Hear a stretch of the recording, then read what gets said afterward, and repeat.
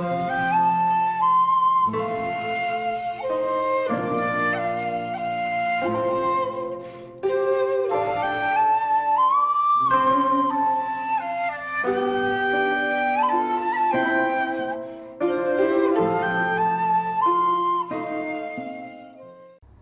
there, this is Tyrone from Tyrone Films, and welcome to another random review.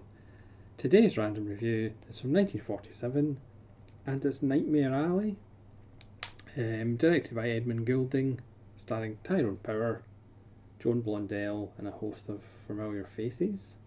Now, I didn't actually realise until recently that Guillermo del Toro is doing a remake, or the remake's actually due out at some point soon, with Bradley Cooper in the Tyrone Power role. I'm a fan of Del Toro. I have all of his films apart from Pacific Rim, but I'm not really sure what the point of doing a Nightmare Alley remake is. And frustratingly, when you go to Letterboxd and search for Nightmare Alley, the Del Toro version comes up first, which is one of my pet peeves about remakes, is the fact that they somehow become the default version, or the first version that comes up in searches, which is really quite annoying. But never mind, let's talk about Nightmare Alley. This is a film that I saw a long time ago, and it kind of creeped me out. It's a film that in 1947 was really quite transgressive. It's based on a book that was even more extreme. If it was made in 1957, you perhaps wouldn't be as surprised, but the fact it was made in 1947, it's still pretty creepy and shocking and unusual. The Criterion edition, which is spine number 1078, is a really nice release. There's a commentary, there's an interview with critic Imogen Sarah Smith, which is really good. There's an interview with sideshow performer and historian Todd Robbins, which gives a wonderful history of the carnivals and sideshows in America. There's an interview from 2007 with Colleen Gray, who plays Molly, the Electra girl in the film. And there's an audio excerpt from director Henry King on his work with Tyrone Power. You do get a nice booklet, but you also get some nice tarot cards, because tarot forms part of the film, so you do get a nice bunch of tarot cards, including the Hanged Man, which appears quite often, and there's an essay inside as well. So it's a really nice package by Criterion, and you can actually read the spine number, which again is one of my other pet peeves about Criterion. Sometimes you can't read the spine number just because of the colours they use, but you can actually read the spine number in that one. So like I said, this is a film that creeped me out when I was younger. The ending, I remember being a little bit different, but again, that might just be my imagination. So it's a film based on the carnivals, based on the sideshows, and it follows Tyrone Power, who is one of the most dislikable characters in cinema history, but he's so compelling you want to follow him. It's kind of a film noir, even though there's no femme fatale, as Imogen Smith says in the extras. He's a homme fatale. He's just so manipulative, so power hungry. You know, Tyrone Power was obviously a matinee idol. He did lots of swashbucklers, and then, like quite a lot of Hollywood actors not called John Wayne, he went to fight in World War II. He was involved in the Pacific, so he kind of came back, and strangely enough wanted to do more serious roles, more important roles. And he had read Nightmare Alley, which, if the film's dark, the book is even darker. So for example, there's a character in the film that begs a woman to forgive him, but we're never really told why. Whereas in the book, that comes from events surrounding a back street abortion. But strangely enough, because this was during the Code, that's not mentioned in the film.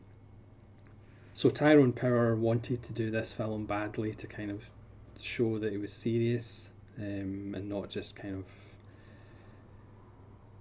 good looking.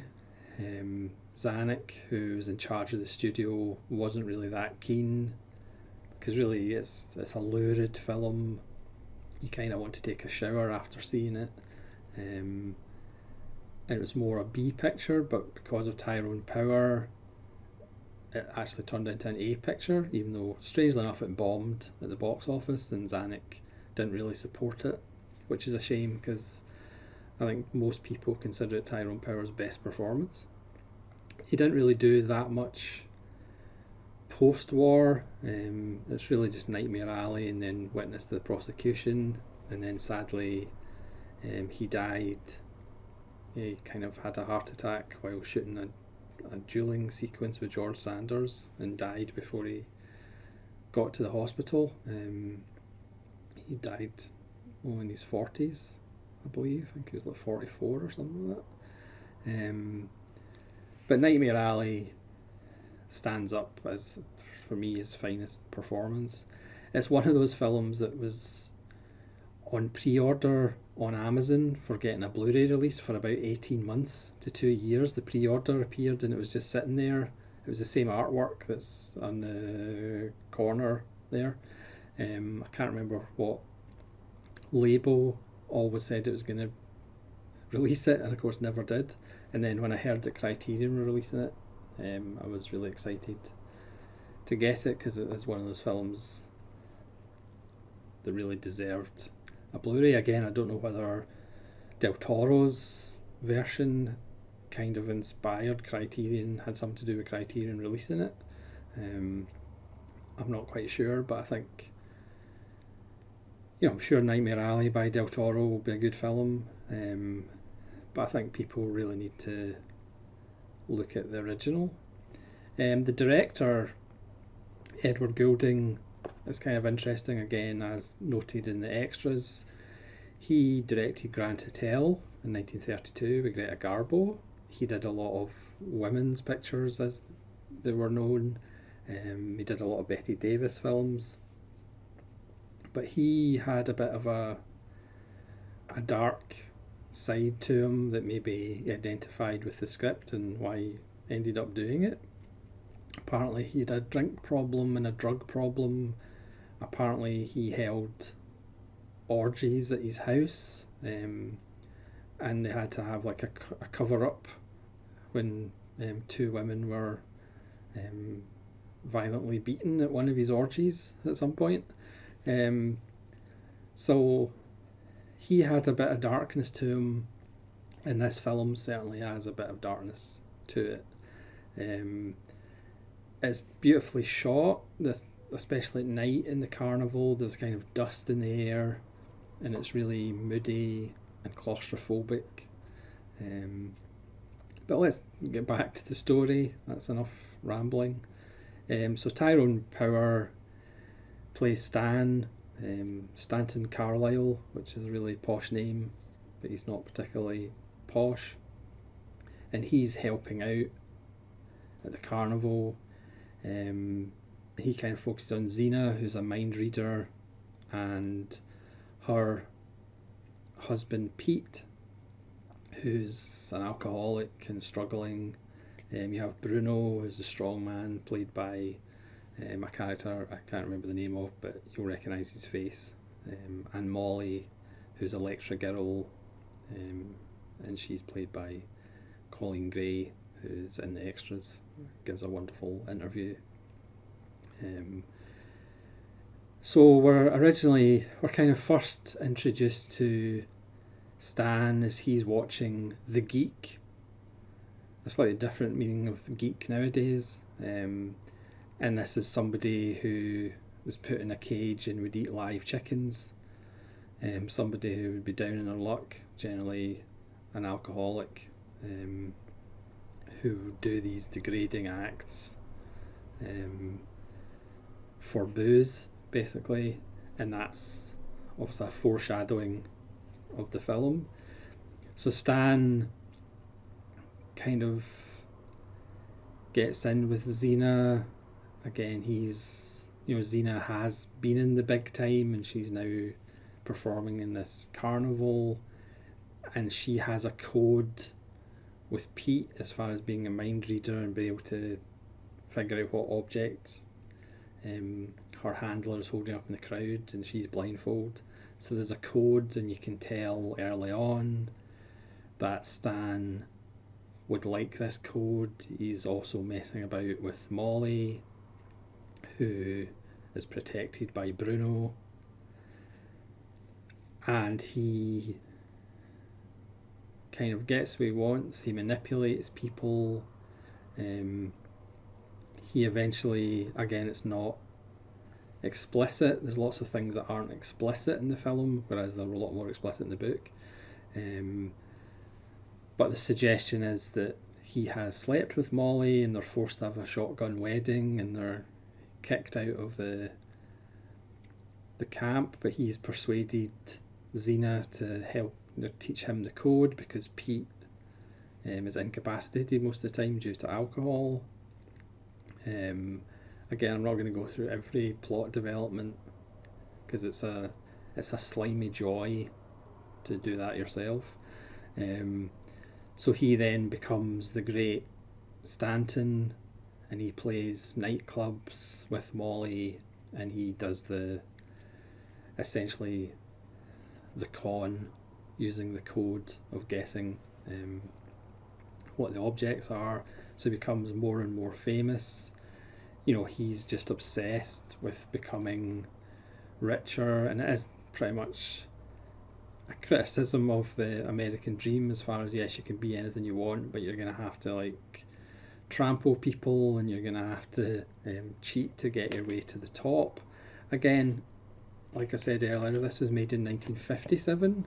It would have probably been, that's fair enough. The 50s were a lot kind of more cynical, whereas this is 1947. This is just after the war. You can kind of see why Zanuck didn't want anything to do with it.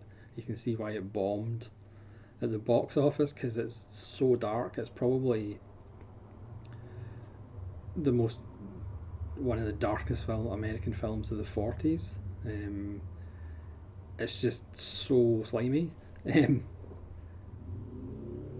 Power's performance, he plays on his good looks to manipulate, but then he meets this psychiatrist who thinks he's a fake, and then it turns out that she's recording the conversations she has with rich people, and of course Tyrone Power thinks, hang on a second, there's a buck here.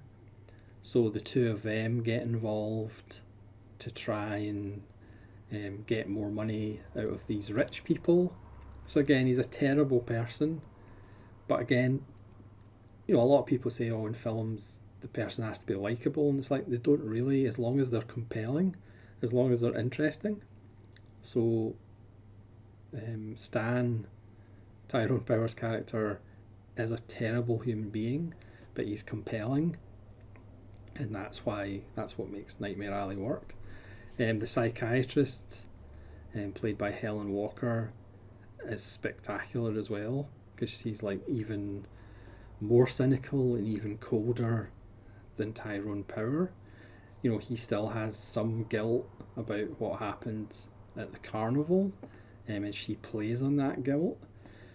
So the scam is that he wants to tell these rich people who have lost loved ones that he can see them, and again, it's just a way of getting more money out of them. When the film was announced that the 20th Century Fox was actually doing an adaptation of the novel, they got complaints because of the kind of criticism of religion. Again, that was toned down a little bit from the book and the film, but it's still there. I mean, it's a criticism of the American dream. It's a criticism of religion and tarot cards, even though the tarot readings always seem to come true, of spiritualism, of mentalism, of psychiatry. It's all one big con, and kind of religion is kind of put in with that as well. So you can kind of see why it really was transgressive. It really was challenging for 1947. It's still very challenging today if you're of a certain belief system. The fact that, you know, a belief in the afterlife and all that can be exploited, and it's just as ridiculous as believing in mind reading and again psychiatry, which, you know, Hollywood was kind of obsessed with for a period in the 40s, because obviously people had lost a lot of loved ones in the Second World War, so there was a kind of desire to find out that they were somewhere else and could be contacted. So the whole thing is criticised as just a scam. And obviously Stan gets to the top, but there has to be a fall, and the fall is fairly spectacular and fairly bleak. Now I will say, if you've watched the films enough times, there'll probably be a point where you switch the film off, because yes, this is 1947, yes, this is a studio picture, yes, the Hays Code was in effect, so the ending isn't perhaps as bleak as the book, and the ending is perhaps, certainly for me, not as bleak as I remember it. They have to have a slight upturn at the end, but you know, if you watch it enough times, there'll probably be a bit where you just like switch the film off, because that's a more realistic ending. But it's a phenomenal film. It is just so off. It's a complete outlier of 40s Hollywood studio films. Again, this isn't a B picture, this was an A picture. It's just unusual.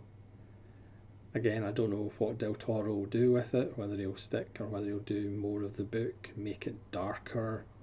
Maybe he'll focus more on, you know, some freaks in the sideshow. But if you're used to Tyrone Power just being a matinee idol, this will probably change your mind about him. And I would urge you, if you haven't seen it, to watch this before you watch the Del Toro version. I mean, I'm going to see the Del Toro version. Like I said, I'm a Del Toro fan, but I was taken a little bit aback when I realised they remade it with Bradley Cooper and Cate Blanchett. But Nightmare Alley from 1947, again, it's a really good Criterion release. The interview with Imogen Sarah Smith's really good, because she gives you all the background on, you know, the scriptwriter, the director, the novelist. And again, the interview with Todd Robbins gives a whole history of American carnival and sideshow and the history, and it's really quite fascinating. So I would highly recommend Nightmare Alley. Hopefully there'll be a Region B release at some point, but that's the Region A. I should have said it's the Region A Criterion release. It's just one of those films that has always been on my list of, can we have a Blu-ray? And like I said, they continually teased with this Blu-ray that never actually appeared. It's a wonderful, disgusting, dark, slimy, creepy, just distasteful film, but it's kind of wonderful. So thanks very much for watching this random review. Let me know if you've seen Nightmare Alley and what you think of it, and please let me know if you've seen the Del Toro one. Again, it is 2021, so I don't know whether it's still to come out. I'm not quite sure. I'll probably see it next year at some point. And thanks very much for watching. This is Saul Ronan from Saul Ronan Films, saying farewell.